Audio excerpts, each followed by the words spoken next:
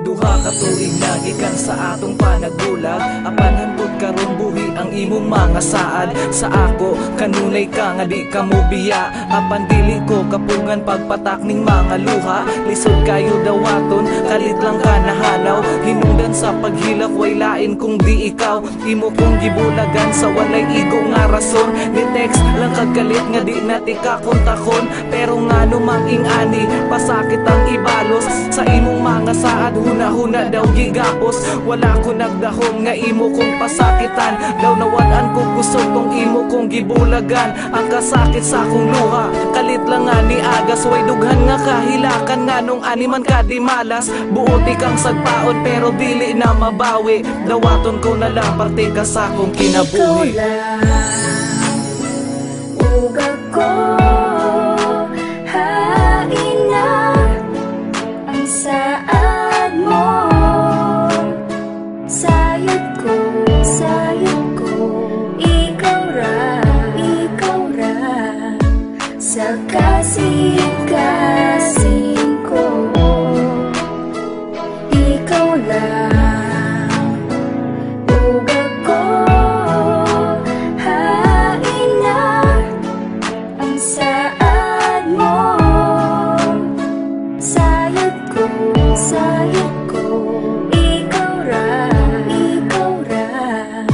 sa kasing-kasing ko. Maayo lang ka sa sugod, grabe ka mo palangga. Paglabay sa mga adlaw, hikalit lang kagawala. Imo kong giayo-ayo, biyaan lang pagkahuman. Imo man ganing i-off kung ikaw akong tawagan. I-chati ka sa Facebook, dili ka mo tubag. Ang pagtanaw ni mo sa ako, anak na ba kayabag? Kung buot huna-hunaon, mas lamang ko sa imuha. Kay mo bati kong sakit, mo bati pod ko paghigugma. Maybe dili kita, sige dawaton ko na. Kung nagbulag man tang duha, dili na nako sala. Ang nakalisod sa imo, manhid ka sa katanan. Ang mga sakripisyo na ako gibale, wala lang. Ako perminti ang ubos, kay taas ka o pride. Kung mag-post ko og I love you, imo dayong i-hide. Di man unta ko dulaan nga, imo halang kalingawan sa relasyon tang duha. Bitch, ako ray gisayangan. Ikaw lang,